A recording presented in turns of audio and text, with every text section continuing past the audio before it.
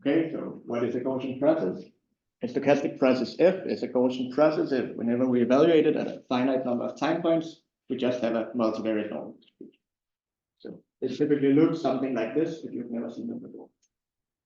So it's completely specified by these finite dimensional multivariate normal distributions. So we just have to specify a mean function m that gives the mean at any time point t, and the covariance function of kernel k that gives the covariance between the function values at any two time points.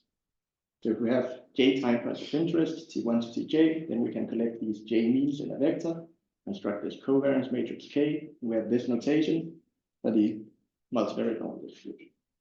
So what is Gaussian process regression?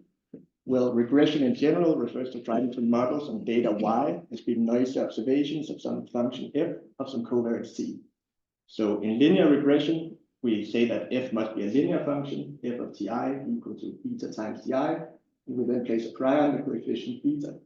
So in Gaussian process regression, we instead directly place a Gaussian process prior on the entire function.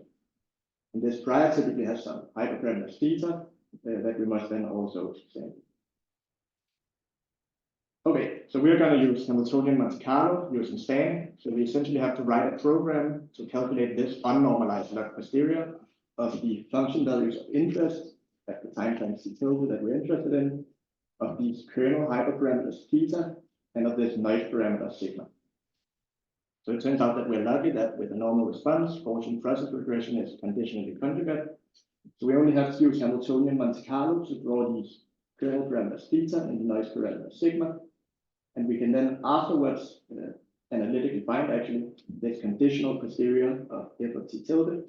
So we use Hamiltonian Monte Carlo to draw theta and sigma, and then just using available multivariate normal simulation tools to simulate these f of t tilde. So this work essentially boils down to doing a fast implementation of the unnormalized likelihood here of y of t given theta and sigma, and then of this simulation of f of t tilde. Okay, so we are doing hierarchical Gaussian process regression. You can, for instance, think about three curves such as this, f1 to f3, that look similar. So maybe we're measuring some quantity of interest. This would be blood sugar over time for three different individuals. We're interested both in each of these three curves and in their common underlying mean. We get noisy observations of the three curves, and we then want the posteriors of the curves and their underlying mean.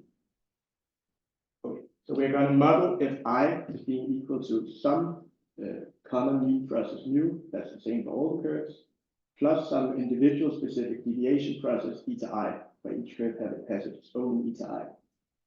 And we then have these noisy observations by I that are just fi plus some others. So it turns out we run into an identifiability problem because we observe n curves f1 to fn, but we fit this common mean process mu and these eta1 to eta n, so we fit n plus 1 curves. You can get around this by trying that the eta sum to 0, so that in effect the n eta is completely determined by the first n minus 1. So this gives us the model that we consider, which we also considered in the two references on the previous slide, where the first two lines are just what we saw before, why I are noisy observations of fi. If I is equal to this common mean mu plus individual specific eta I, we just place a standard Gaussian process prior mu, and we must then place this joint multi-output Gaussian process prior on the etas to get this sum to 0 property. So what this notation on the last line means is simply that if you take the etas and evaluate them as some time points and then stack them into a column vector, then that column vector is multivariate normal with mean 0, and where the covariance between the I and j eta is equal to psi ij, so the ij entry of this matrix psi that I will talk about in a minute, multiplied by this covariance matrix K that we get from the kernel K eta. So this is saying that each eta is a Gaussian process with covariance structure given by this kernel K eta, and then this matrix psi determines how the eta is covariant.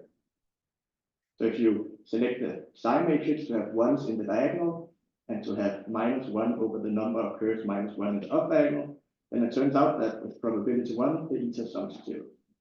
So this is the model that we consider. So this is not a new model, so what's the problem? The toy example I showed to motivate it looked like this, but the real data that we have in mind looks more something like this. So maybe we have hundreds of curves, all observed at hundreds of time points. why is this a problem? Say that we observe n curves f1 to fn, each at j time points. So we have this multivariate normal like likelihood, where we have this covariance matrix sigma that is now an n times j cross n times j matrix. So this is a huge matrix. And in the multivariate normal likelihood, we have to calculate the log determinant of sigma and this quadratic form, which are expensive to compute. Because to compute them, we find the Cholesky factor of sigma, which is over nj cubed time. And if both n and j are a couple of hundreds, then this is a long time. And it can logically be used to find the log determinant of sigma and this left division that we need for the likelihood in over nj squared time. So the expensive operation that we do is finding this Cholesky factor. So we essentially want to avoid that. So to do that, we impose this restriction that all n curves f1 to fn must be observed at the same j time points t1 to tj. We sort of have a regular grid where we observe all the curves. So this was motivated by some wearable data. So essentially, if you give smartwatches to 100 people to measure their blood pressure, up front, you can just choose to have them measure at the same time points. But we will also relax this assumption a bit. So to do the simplifications, we rely on the Kronecker product. So for matrix A and B, the Kronecker product is this block matrix, where the first block is obtained by taking the first element of A, multiplying on the entire matrix B. The second block is the second element of A, multiplied on the entire matrix B, and so on. So it turns out that under this regular setting, we have this nice block structure in the covariance matrix that can be written using Kronecker products, but it really just means that we have this matrix G all along the diagonal, and this other matrix H all along the off diagonal, which are both matrices that we can just calculate. So we want to use this structure to do a fast implementation of the log determinant and the quadratic form. So we write vec for the operator that takes a matrix and stacks its columns into a single column vector, and vec inverse for the inverse operator that takes a column vector and unstacks it back into a matrix. So using this structure in the covariance matrix, we can use some Kronecker product calculation rules to prove these simplifications, where the log determinant of sigma boils down to the number of curves minus 1 times the log determinant of this j times j matrix sigma, 0, that we can just calculate, plus the log determinant of this other j times j matrix sigma 1. And this left division, sigma inverse times y of t, simplifies to this longer expression using these vec and the inverse operators. But the important part is just that we do left division by sigma 0 and left division by sigma 1, but not by sigma. So now we actually only need to compute the Cholesky factors of sigma 0 and sigma 1, but not of sigma. So this reduces the Cholesky factor step of our calculations to be over j cubed time instead of over n cubed j cubed. This should give a huge speed up. We have implemented it, and it does. So here we show time in minutes on the y-axis, and then we vary the size of the data on the x-axis. And the baseline implementation is this dashed line, and our implementation using the simplifications is this solid line at 0. So it turns out to be about 170,000 times faster. So this is a huge speed up. But as I said in the beginning, we also need this second step of simplifying the conditional posterior that we need to draw from. So we have the conditional posterior of mu of t tilde, and the conditional posterior of eta of t tilde. I won't go into detail, but for instance, for the conditional posterior of eta of t tilde, we get these two expressions where sigma 0 comes up again. So it turns out that, again, we actually only need the Cholesky factors of sigma 0 and sigma 1. We've also implemented this. So here we do a single simulation from the posterior of mu of t tilde and eta of t tilde, and have the time in minutes. So the baseline is the flag line, and our implementation with the simplifications is the blue line. So again, it's faster, but it's not 170,000 times faster. And this was a bit annoying. So we realized that basically when we do this simplification, we still construct this extremely large matrix sigma eta. We just construct it in a fast way. But afterwards, we ask Stan to simulate from this multivariate normal distribution up here. And what happens behind the scenes is that it draws a standard normal vector, and then it multiplies that vector by the Cholesky factor of sigma eta to get this covariance graph. So behind the scenes, we ended up taking the Cholesky factorization of this new huge matrix, which was exactly what we wanted to avoid from the beginning. So we came up with this way we call iterative probabilistic to calculate this Cholesky factor of sigma eta using a structure. And after implementing that, we get this red benchmark line where we have both the simplifications and this iterative probabilistic. So what is that? So it's not really a new idea, but it becomes fast due to the structure in the problem. So it's based on this observation for 2 times 2 block matrices.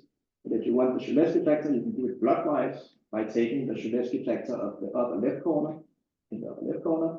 Then in the lower left corner, you do this matrix division. And in the lower right corner, you take the Cholesky factor of the short complement of A. So sigma eta turns out to have the structure where we have some block V all along the diagonal and some other block W all over the off diagonal, and it doesn't matter what they are. So the idea here is to sort of start in the upper left corner with the upper left 2 times 2 matrix, apply this 2 times 2 Cholesky trick, then look at the upper left 3 times 3 corner, apply the trick again, reusing the previous result, and continue until you have the Cholesky factor of the entire matrix. Just to make it clear, we use the trick in the upper left 2 times 2 matrix, 2 times 2 block matrix to get this. Then we look at the upper left 3 times 3 block matrix, but view it as a 2 times 2 block matrix, where we now already have the upper left corner of its Cholesky factor from the previous step. So we only have to do a matrix division in the lower left corner, and then take the Cholesky factor of this short complement in the lower right corner. And in each step, the short complement will always be the same dimension as V. So this actually turns out to not matter too much. What turns out to really matter is this matrix division, because it grows. In each step, it's 1 block size larger.